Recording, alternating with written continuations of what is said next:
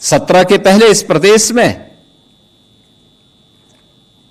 परिवार से ऊपर सोची नहीं थी, केवल अपने परिवार के बारे में सोचता था। और सिपाही परिवार के अलावा दूसरों के पास कोई सोच ही नहीं था। घूम फिर करके सब वही चाचा भतीजा और महाभारत के सभी रिश्ते उसमें आते थे और एक ही परिवार के सारे लोग उसमें लाभ लेते थे, लूट लेते थे, डकैती डाल देते थे। उत्साह के उमंग को दंगों की भेंट चढ़ा देते थे, गुंडागर्दी की भेंट चढ़ा देते थे, अव्यवस्था फैलाते थे।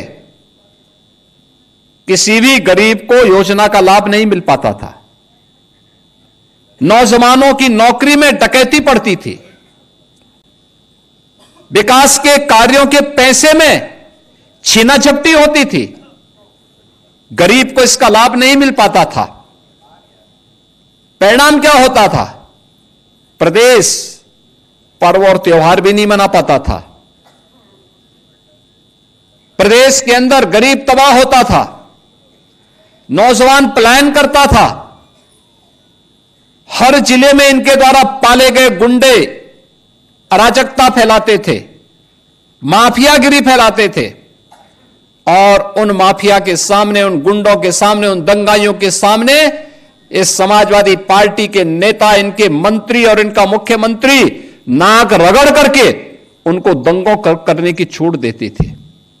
डबल इंजन की सरकार आई और भारतीय जनता पार्टी की सरकार ने कहा कि नहीं, परिवारवाद से नहीं, पूरे प्रदेश को परिवार मान करके काम करना होगा। आज देख रहे होंगे कोई भेदभाव नहीं, किसी की जाति नहीं पूछी जाती, किसी का मत और मजहब नहीं पूछा जाता। प्रधानमंत्री जी का मंत्र था सबका साथ और सबका विकास। योजना का लाभ सबको मिल रहा है, भेदभाव किसी के साथ नहीं, सुरक्षा सबको प्राप्त हो रही है।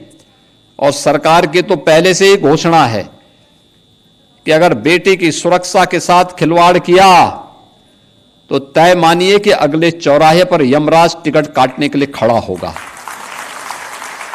छोड़ेगा नहीं। ये पर्व और त्योहार सड़कों पर प्रदर्शन की वस्तु नहीं है। इस सामूहिक रूप से अपने अभिव्यक्ति को समाज के सामने प्रस्तुत करने का एक माध्यम होता है। लोग एक दूसरे से गले मिलें, सामूहिक रूप से विकास की प्रक्रिया का हिस्सा बने, अपने परिवार की खुशी को अपने समाज के साथ, समाज की खुशी के साथ प्रदेश के साथ, प्रदेश की खुशी को देश के साथ आपस में शेयर करते हुए हम आगे बढ़े। यही पर्व और त्योहार के पीछे का उद्देश्य होता है। अब वह भाव नहीं, अब ये वो सरकार नहीं है जो दंगाइयों के सामने घुटना टेकती हो।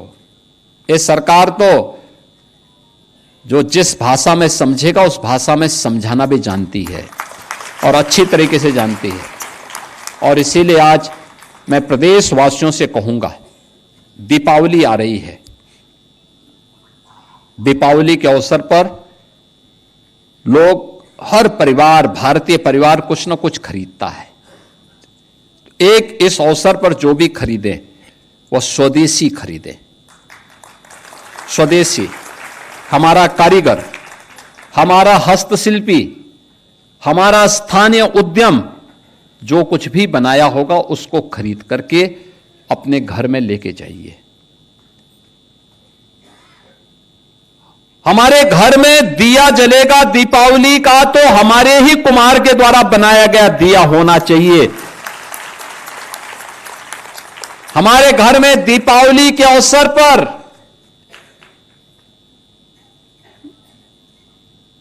लक्ष्मी गणेश जी की जो मूर्ति बनेगी वह भी हमारे ही कारीगर के द्वारा बनाई जानी चाहिए, कहीं विदेश से नहीं आना चाहिए वो।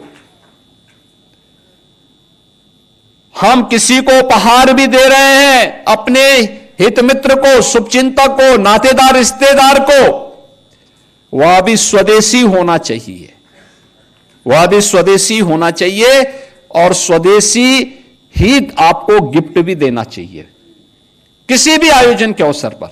ये पैसा अगर मुनाफा जाएगा हमारे कारीगरों के हाथ में जाएगा, हस्तशिल्पियों के पास जाएगा, हमारे श्रमिकों के पास जाएगा, तो समृद्धि उनके पास भी आएगी। और समृद्धि उनके पास भी आएगी तो यह समृद्धि देश के काम आएगी, देश के काम आएगी। विकसित भारत बनेगा। विकसित भारत के लिए हम सबको सामूहिक रूप से प्रयास करना होगा। ईश्वर किस रूप में है कोई नहीं कह सकता, और हम लोगों को एक गरीब के मन में भी, उनके अंतःकरण में भी उसी ईश्वर का वास मान करके देखना चाहिए जो एक सामान्य नागरिक जिसको मंदिर के ऊपर देखता है। इसलिए उन सब गरीबों के साथ हम भी शेयर करें।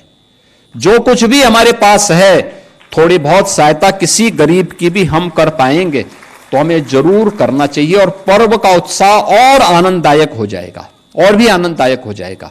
और मेरी आप सबसे अपील होगी, पूरे प्रदेशवासियों से अपील होगी कि पर्व और त्योहार के समय किसी एक गरीब की सहायता जरूर अतिरिक्त करिए। आप अपने नातेदार रिश्तेदारों की सहायता तो करते ही होंगे, लेकिन एक गरीब को भी जरूर कोई ना कोई सहायता इस पर्व और त्योहार के समय देंगे। उन बच्चों को जरूर देंगे जिनको कोई पूछने वाला नहीं है, तो उत्साह और उमंग और आनंददायक हो जाएगा।